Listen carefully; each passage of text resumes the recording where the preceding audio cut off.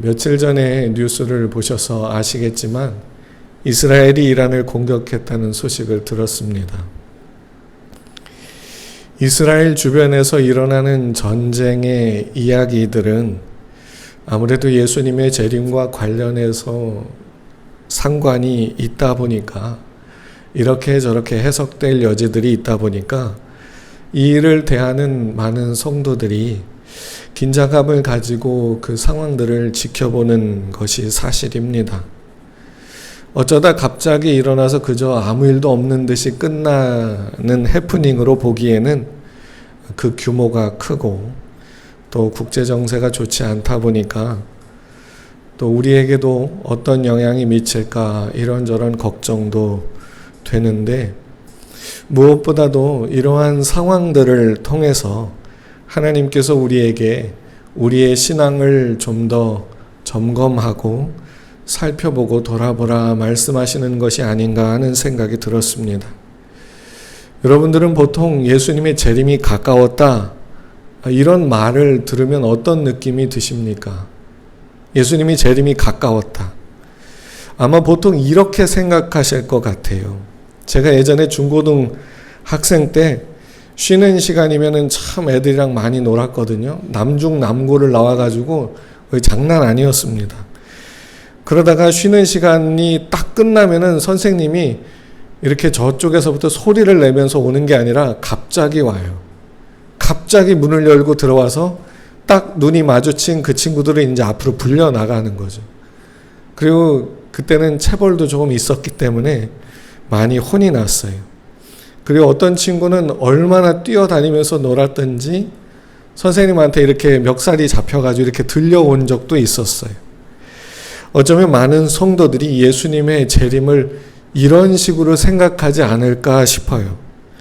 어떤 식으로 사는지 하나님께서 저기 어딘가에서 예수님이 지켜보시다가 갑자기 문을 열고 쉬는 시간이 끝나서 수업 시간이라고 들어오는 선생님처럼 갑자기 짠 하고 오셔가지고 신앙생활 잘하는 사람은 싹 데려가고 어중간하게 하거나 제대로 못하거나 잘못하고 있거나 하는 사람 다 내버려 두시고 고통을 겪게 하시는, 아마 이런 식으로 생각하지 않을까 싶어요.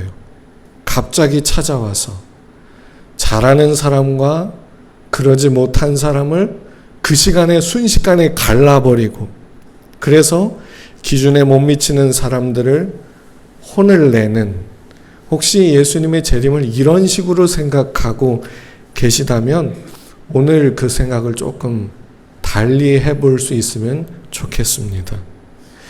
예수님께서 재림의 때와 관련하여 하신 말씀들 중에 여러 가지 비유를 들어 말씀을 해주셨는데, 그 중에 하나가 마태복음 25장 1절부터 13절에 나오는 열 처녀의 비유입니다.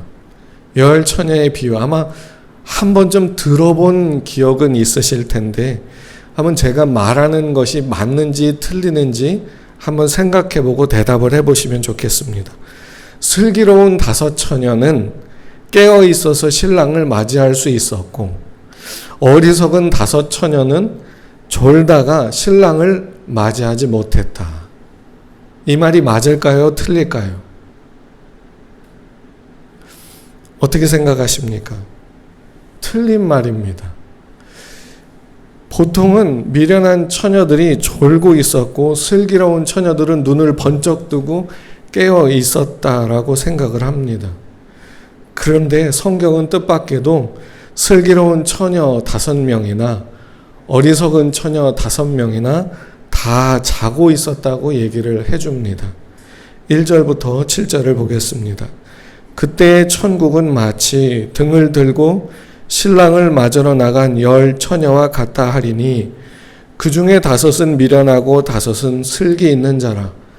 미련한 자들은 등을 가지되 기름을 가지지 아니하고 슬기 있는 자들은 그릇에 기름을 담아 등과 함께 가져갔더니 신랑이 더디옴으로 다 졸며 잘세. 밤중에 소리가 나되 보라 신랑이로다 맞으러 나오라 하매 이에 그 처녀들이 다 일어나 등을 준비할세. 여기에서 보는 것처럼 신랑이 더디어 오므로 다 졸며 자고 있었다고 말해 줍니다. 그럼 슬기롭고 미련하다라고 하는 평가는 어디에서 나왔는가?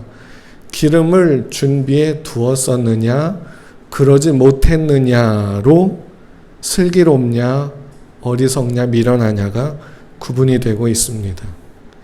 슬기로운 처녀들이나 미련한 처녀들이나 다 신랑이 오지를 않아서 졸고 있었다는 점에는 똑같습니다. 그러다가 신랑이 온다라고 하는 소식이 들리면서 다 일어났어요. 다 깼습니다. 그래서 다 같이 등을 준비했습니다. 그런데 슬기로운 이들은 기름을 그 전에 챙겼기에 등과 함께 기름을 그 옆에 가지고 갈 수 있었고, 미련한 이들은 등에 불만 붙일 뿐 기름이 없어서 가지고 가지 못했다라는 거지요. 그런데 신랑을 만나서 혼인 예식을 치르기까지 시간이 걸리기 때문에 기름에 그 등에 남아있는 그 기름에다가 불을 붙여서 불을 붙인 등을 가지고 갈 수는 있었지만 시간이 걸리다 보니까 꺼질 수 있어서 기름을 그때 돼서 장만하려고 나갔다가 신랑을 못 만나고 그대로 상황이 종료됐다라는 것이 예화의 내용이지요. 이 예화, 예수님께서 말씀하신 예화에서 보는 것처럼 신랑이 온다라는 말씀이 들려왔을 때 슬기로운 사람들이나 미련한 사람들이나 다 깨어났습니다.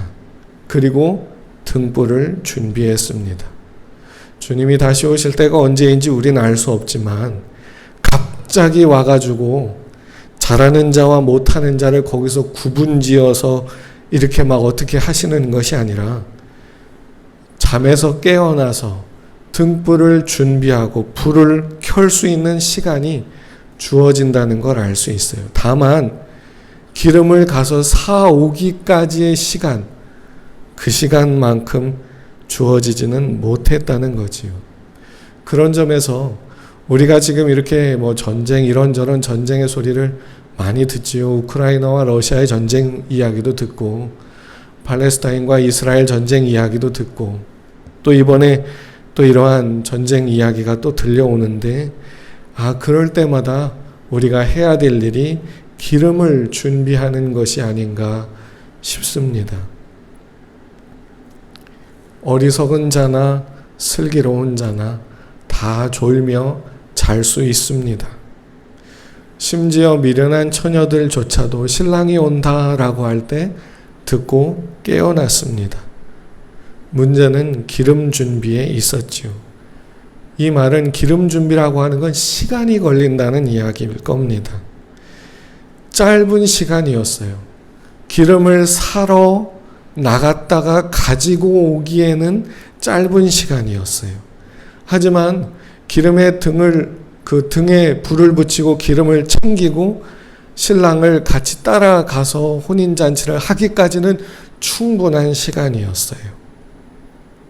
아마 주님 오실 때가 되면 미련한 자나 어리석은 자나 슬기로운 자나 지혜로운 자나 신앙생활을 잘하는 자나 못하는 자나 다 깨어나서 알게 되지 않을까 싶습니다. 하지만 그때 이제 정신을 차리고 성령, 기름 준비라는 게 성령 충만 아니겠어요?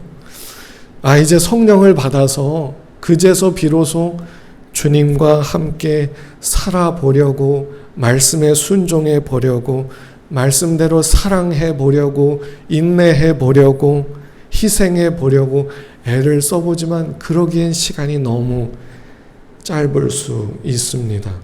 어쩌면 그 시간이 짧은 그들은 환난에 남겨져서 아마 그동안의 믿음을 키워가야 될 수도 있겠지요. 이렇게 본다면 오늘 우리는 미리 기름을 준비하도록 하나님의 은혜를 받고 있는 그런 시간을 살아가고 있다고 말할 수 있을 겁니다. 기름 준비라고 하는 건 시간이 걸린다는 거겠지요. 성령 충만이라고 하는 건 눈물 펑펑 흘리면서 막 마음에 감동이 꽉 차오르는 그런 걸 의미하는 건 아닌 것 같습니다. 왜냐하면 성령 충만은 삶으로 나타나는 거거든요. 예수님과 더불어 같이 살아가는 삶, 주님과의 교제를 맺으며 살아가는 삶, 말씀으로 인도받아서 그 말씀에 순종해 보려고 애를 쓰는 삶, 예수님과 교제를 나누면서 기도하고 그분의 말씀을 듣고 그렇게 교통을 나누며 살아가는 삶, 이거는 시간이 걸려요. 왜 그럴까요? 이게 간단하게 단순하게 되어지지 않기 때문입니다. 여러분, 충만함, 성령의 충만을 받으라. 이 충만함이라고 하는 건요, 헬라어로 플레로라고 하는 말인데 영어로 하면 be filled with예요. 꽉 채워진 거예요. 꽉 채워져서 무언가를 완전히 수행할 수 있는 상태가 되는 것, 그래서 그거를 완전하게 수행해내는 것, 그것을 충만함이라고 해요. 그래서 성령으로 주님으로 충만해져서 그렇게 삶을 살아가려고 애를 쓰고, 그게 어떻게 한 번에 됩니까? 하나님께 따져 묻기도 하고 소리도 지르고 하나님 앞에서 주저앉아 울기도 하고 반항하여 멀리 뒤돌아서기도 하고 다시 갔다가 돌아오기도 하고, 그러면서 주님의 말씀을 붙잡고 마음을 다잡아가면서 하나님, 내가 그렇게 살아보겠습니다 하면서 주님의 은혜를 구하면서 살아가려면 시간이 걸려요. 이렇게 해서 주님의 뜻을 이루어 가게 되어지는 것, 그게 성령 충만함이지요. 여러분, 주님의 뜻을 알게 되고 그것을 자발적으로 순종해 가는 데는 시간이 걸립니다. 주님의 뜻을 아는데도 시간이 걸려요. 알려주신다고 여러분 지킬 수 있는 게 아닙니다. 주님의 뜻을 알아도 납득이 되지 않으면 참 어렵습니다. 아, 이게 주님의 뜻이야. 나보고 주님이 사랑하라고 했어. 나보고 주님이 참으래. 나보고 주님이 용서하래. 나보고 주님이 인내하면서 이 일을 이루래. 여러분, 이게 납득이 될까요? 안 됩니다. 하나님, 저런 사람을 어떻게 용서해요? 하나님, 내가 당한 일이 이렇게 힘들고 어려운데 나보고 도대체 어떻게 하라고요? 내가 어떻게 사랑해요? 내가 어떻게 용납해요? 내가 어떻게 참아요? 이거를 납득하기까지 시간이 걸려요. 그리고 납득을 했어요. 그걸 지켜내야 돼요. 그런데 순종해서 온전한 순종이 되기까지 그것도 시간이 걸려요. 우리의 성격이나 우리의 이 성품이라고 하는 것들이, 우리의 기질이 하나님의 말씀대로 순종해 나가는데 완전하지를 못해요. 온전하게 순종하지를 못해요. 뒤로 물러날 때도 있고요. 하나님, 오늘은 적당하게 여기까지 하겠습니다. 이게 내가 할 수 있는 전부입니다. 그런데 신앙이 커가면서 더 많이 할 수 있게 되잖아요. 주님의 뜻이 이루어지기까지 참고 견디는데도 시간이 걸려요. 이렇게 시간이 걸리는 일이기에 주님께서 오늘 이 때를 살아가는 우리에게 그 시간을 우리에게 주고 계신 겁니다. 그런 점에서 우리가 오늘 시간이 걸리는 이 일들을 해 나갈 수 있다라고 하는 것이 우리에게 얼마나 큰 은혜고 얼마나 큰 축복인지 모릅니다. 오늘 우리가 읽은 본문의 말씀은 우리로 하여금 기름을 준비해 놓도록 이끌어 주시는 하나님의 말씀이라 할 수 있습니다. 기름 준비를 위해서 성령으로 인도받는 삶을 살게 하시려고 오늘 읽은 본문을 통해서 사도 요한은 이 시대를 살아가는 우리에게 무엇을 사랑하고 무엇을 사랑하지 말아야 되는지를 말해주고 있어요. 오늘 말씀을 보면서 마음을 단단히 먹어보시기를 바랍니다. 그리고 잘 분별해서 이 말씀을 순종해 나아가 보시기를 축복합니다. 여러분, 사랑하는 거, 그걸 내려놓는 거, 이게 보통 어려운 일이 아닙니다. 사도 요한은 요한일서 2장 15절에서 이렇게 말합니다.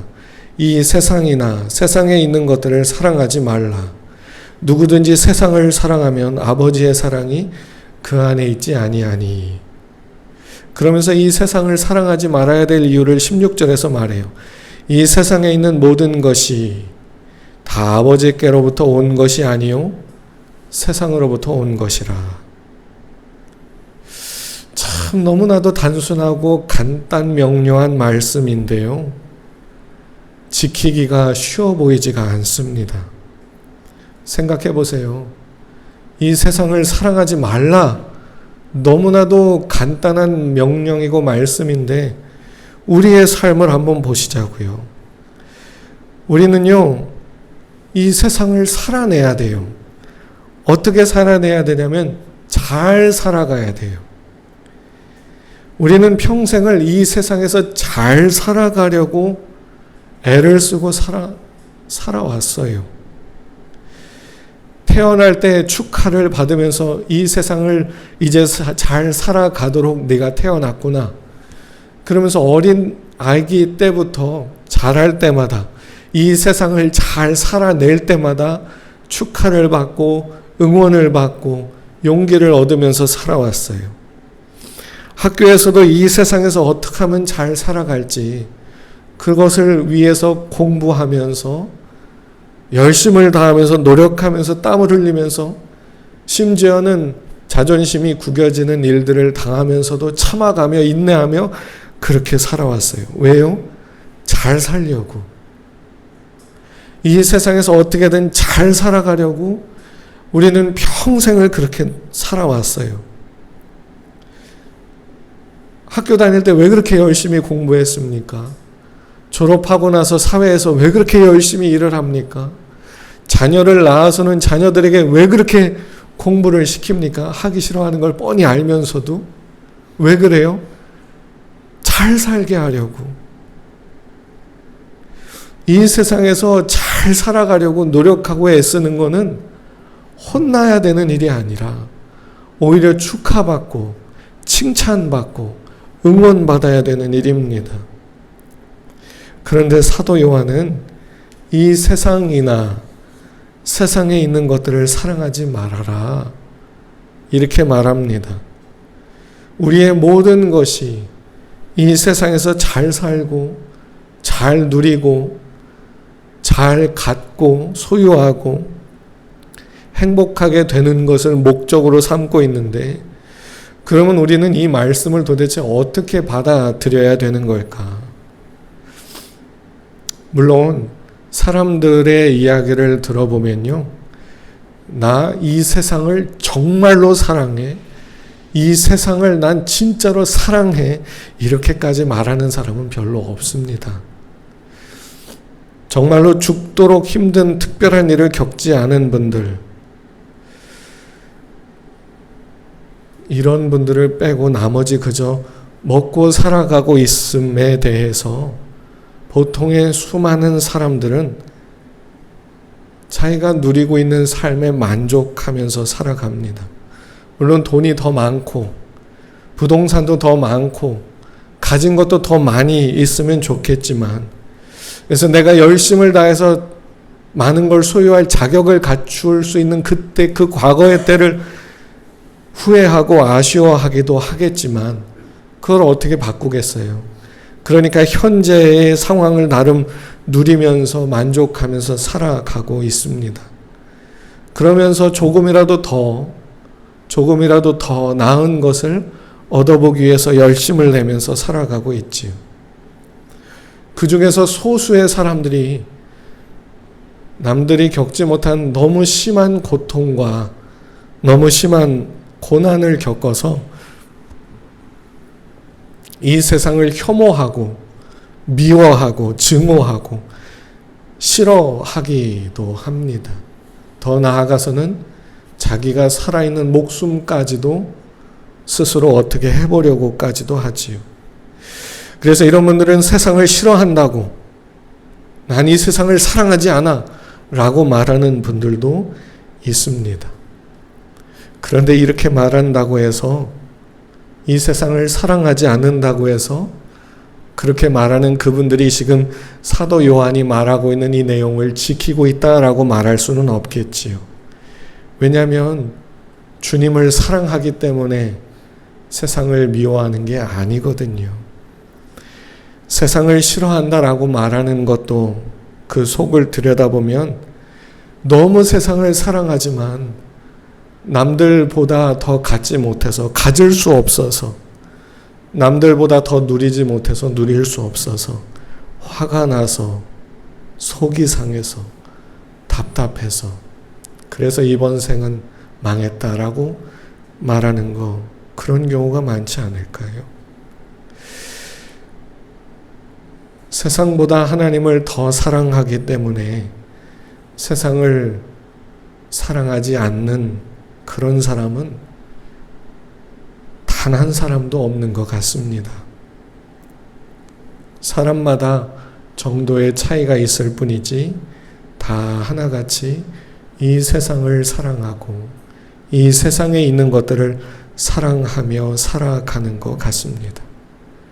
기독교인들도 예외가 아니지요. 기독교인들 중에도 나름 신실하다 하시는 분들은 자기는 세상을 사랑하지 않는다고 말하기도 합니다. 그런데 말만 그럴 뿐이지 그분의 삶도 들여다보면 세상을 얼마나 사랑하는지 몰라요. 그래서 이런 말씀에 조금 마음이 심란하실 수도 있겠는데 기도를 열심히 하는 것도 남보다 더 많이 갖기 위해서 공부도 열심히 하고 다른 것도 열심히 하면서 기도도 열심히 하면 기도 안 하는 저 사람보다 내가 더 많이 갖겠지. 내가 공부도 열심히 하고 사업도 열심히 하고 열심히 땀을 흘리면서 일하면서 내가 믿음도 가지면 내가 저들보다 더 많이 갖겠지. 내가 다른 사람들보다 신앙생활을 더 열심히 하면 내가 더 많이 이룰 수 있겠지. 이러는 경우가 솔직히 많지 않을까요? 그러다 보니까 또 성도들 중에는 이런 분들도 있을 거예요. 남보다 그렇게 많이 갖지 않아도 되는 상황, 어느 정도 가지고 있다 보니까 나는 저렇게 유별나게 신앙생활하지 않아요. 막 그렇게 막 광신자처럼 그렇게 나는 하지 않아요. 그런데 그렇게 유별나게 한다고 하는 분들이나 난 유별나게 하지 않는다고 하는 분들이나 세상을 사랑하며 살아가고 있다는 점에서는 차이가 없는 것 같아요. 여러분은 기독교인들이 복받았다라고 하는 하나님의 은혜를 받았다라고 하는 증거를 어디서 찾는지를 한번 보십시오.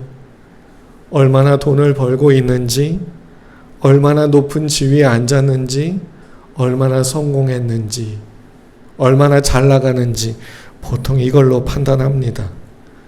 그걸 보면 기독교인들이 세상을 불신자보다 더 많이 사랑하는 것처럼 보이기도 합니다.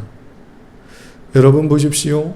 예수님 열심히 믿는데 정말로 예수님을 사랑하는데 정말로 믿음이 좋은데 정말로 교회에서 신앙생활 열심히 하는데 실패하고 힘든 인생을 살고 아무에게도 인정받지 못하는 고독하게 사는 그 사람들 보면 어떤 평가가 내려질까요? 내가 그 입장이면 어떻겠습니까? 10중 8구는 다 그 사람이 하나님 앞에 잘못한 게 있어서 벌 받는 걸 거야. 아마 이렇게 말할 겁니다. 저도 예외가 아니었어요. 지금도 예외가 아닌 것 같고요. 잃어보고 외면당해보고 없어보고 버림받아보고 아무것도 할 수 없는 상황이 되다 보니 내가 세상을 이렇게 많이 사랑했구나. 그리고 세상을 사랑하는 그 마음이 나를 얼마나 붙들고 질기게 붙들고 있는지를 처절하게 알게 됐습니다. 만약에 성도들이 세상 사랑하는 마음을 쉽게 버릴 수 있었다면 사도 요한은 이렇게 말하지 않았을 겁니다. 제가 보기에 제 생각에는 사람은 스스로 세상 사랑하는 마음을 버리지 못하는 것 같습니다. 여러분, 세상 사랑하지 말라라는 말 들으면 뭔 생각이 머릿속에 드십니까? 우리 머릿속에 드는 생각들이라고는 겨우 뭐냐면 미워하는 거, 세상을 아무것도 아닌 것처럼 무시하는 거, 그리고 세상을 사랑하고 좋아하는 이들을 정죄하는 거. 우리 안에 드는 생각이라고는 이게 단 것 같아요. 우리가 세상을 사랑하지 말고 주님을 사랑해야 된다는 말을 들으면 우리가 생각해내고 할 수 있는 것들이 극단적인 것들밖에는 없는 것 같아요. 그게 무슨 말일까요? 우리 안에 세상 사랑하는 마음이 많다는 거예요. 그러면 어떻게 해야 될까요? 17절을 보겠습니다. 이 세상도 그 정욕도 지나가되 오직 하나님의 뜻을 행하는 자는 영원히 거하느니라. 하나님의 뜻을 행하는 것 밖에는 방법이 없다는 겁니다. 그리고 하나님의 뜻을 행하며 살아갈 수 있도록 하나님이 항상 도와주십니다. 우리 안에서 착한 일을 시작하신 하나님께서 끝까지 이 일을 이루어 주려 하십니다. 그래서요, 우리로 하여금 하나님, 도대체 이 상황 속에서 하나님 뜻이 뭡니까? 나보고 도대체 어떻게 하라고요? 하면서 하나님의 뜻을 구하게 하시지요. 그러면서 하나님의 뜻을 받아들이기까지 기다리시다가 내 뜻은 이거야 라고 우리에게 넌지시 말씀하죠. 그러면 그걸 받고, 아니 이게 하나님의 뜻이라고요? 나 납득할 수 없습니다. 그렇게 해서 시간을 두어 또 기다리시고요. 그리고 우리를 끝까지 이끌어 강권적으로 이끌어서 하나님의 뜻을 이루어 가는 사람이 되도록 만들어 가고 계십니다. 이 세상을 사랑하며 거기에 질질 끌려가는 우리를 내버려 두지 않고 거기에 종로를 타지 않도록 우리를 거기서 떼어내려고 역사해 주고 계십니다. 여러분, 하나님이 우리 가운데서 지금 그 일을 하고 계십니다. 믿으십니까? 우리가 예수님을 믿고 영접한 그때부터 하나님은 이 일을 시작하셨어요. 그런데 세상 사랑하는 마음으로 똘똘 뭉쳐있는 우리로 하여금 세상이 아닌 하나님을 사랑하게 만드시는 그 일에 하나님이 얼마나 힘드시겠습니까? 억지로가 아니라 우리로 자발적으로 내가 세상보다 주님을 더 사랑합니다 라고 하는 고백을 들으려 하시니 얼마나 그 과정을 힘들게 이끌어 가시겠습니까? 어쩌면 하나님이시지만 하나님도 유혹을 느끼지 않을까? 이런 생각이 들기도 합니다. 왜요? 우리가 원하는 거 그냥 주면 끝나잖아요. 하나님 1,000만 원만 주세요. 갑자기 은행 가서 확인했더니 1,000만 원이 들어와 있어. 보낸 사람이 하나님이라고 이름이 찍혔어. 하나님이 이 돈을 어디서 만드셨을까? 위조지폐인가? 그러면서 하나님, 이번에 제가 회사에 여기 들어가야 됩니다. 하나님 넣어주세요. 완전히 1등으로 들어갔어요. 점수가 다 고쳐져 있었어. 그리고 승진해야 됩니다. 하나님이 승진을 시켜주셨어요. 여러분, 하나님이 이렇게 하시면은 세상에 하나님 안 믿을 사람 있을까요? 하나님, 저 1억 원 주세요. 저 좋은 차 주세요. 좋은 집 주세요. 완전 멋있는 차은우 같은 남자 보내주세요. 나만 사랑하게 해주세요. 하나님이 안 해주시겠습니까? 해주신다면 모든 사람들이 다 하나님 최고라고 막 찬양 부를 때 난리가 나겠죠. 예배 드릴 때 그 열기가 굉장히 뜨겁겠지요. 하지만 하나님은 그렇게 하는 것이 아무런 의미가 없다는 걸 아시기에 너무나도 부작용이 너무나도 심한 방법으로 그의 사랑하시는 자녀들을 인도해 가십니다. 부작용이 너무 심하다고 말하는 이유는 하나님 살아계시면 이럴 수 있어요? 예수님 날 사랑하시면 이럴 수 있어요? 라고 하며 주님께 등 돌릴 일이 너무나도 많기 때문이지.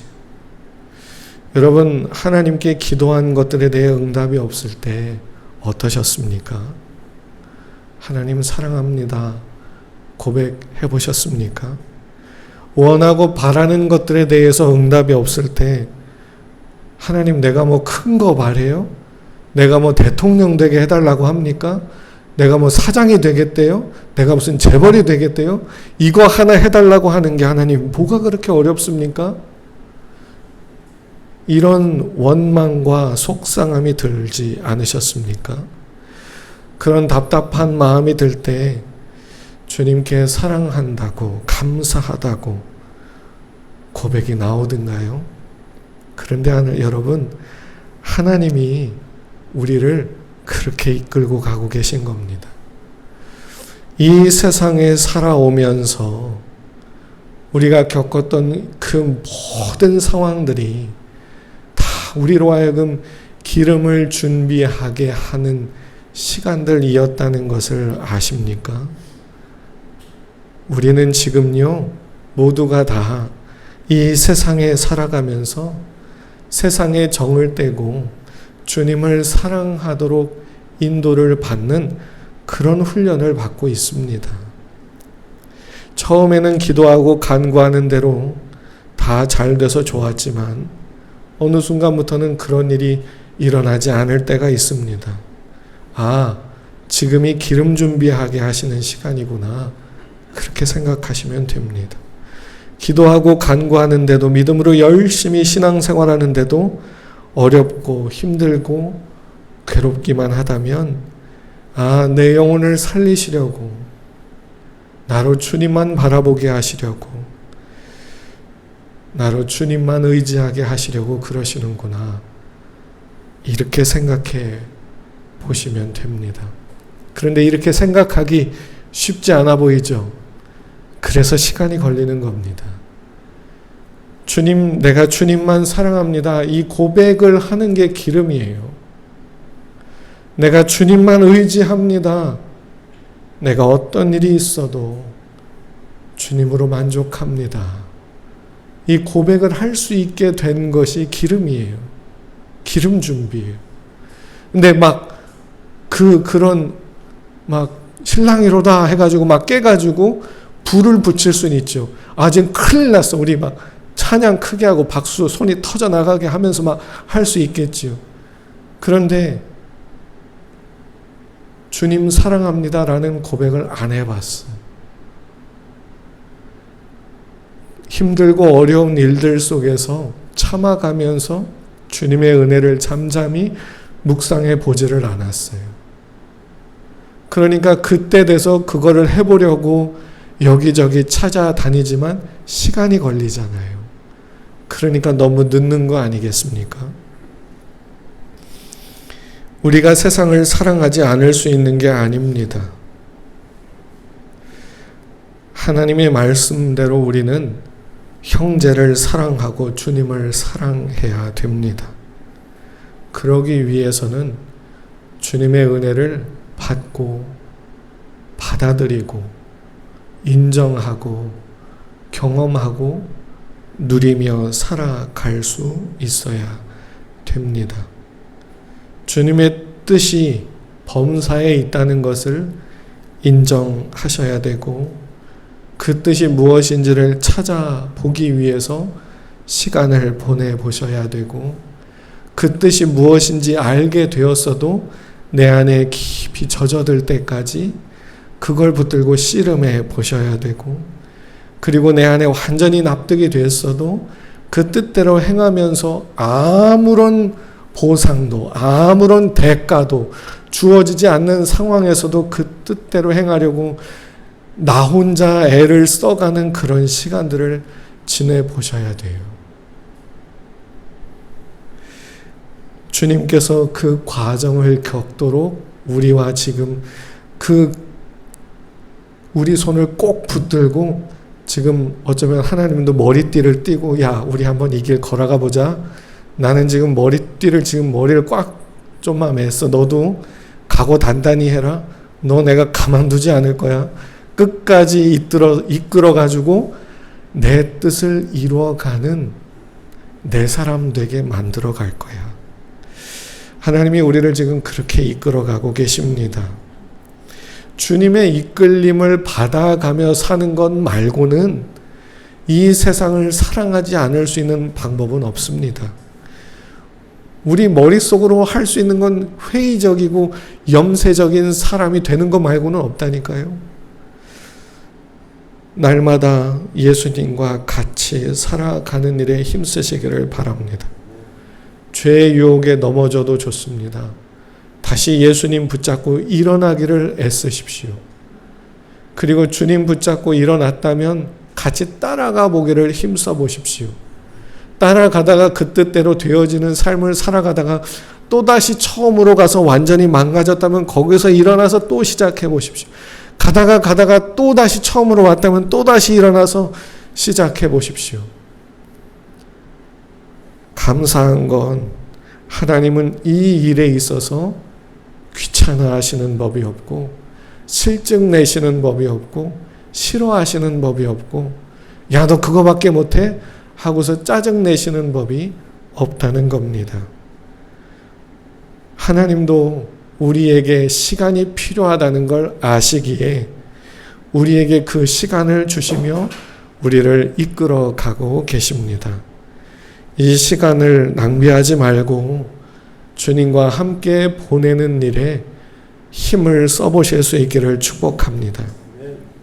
우리에게 시간을 두고 인도해 주고 계시니 주님의 부르심을 듣고 깨어날 때 등에 불만 켤 것이 아니라 그동안 준비했던 이 기름, 이 고백들, 이 신앙의 경험들, 이 신앙의 그러한 믿음들을 가지고 주님께 대한 확신들을 가지고 주님을 뵐 수 있는 우리들이 되면 좋겠습니다. 이 일을 위해서 우리에게 오늘 또 내일 또 계속해서 이 은혜를 베푸시는 그 주님을 믿고 또 감사하며 고백하며 그 은혜를 더 구할 수 있는 저와 여러분들이 되실 수 있기를 주님의 이름으로 축복합니다.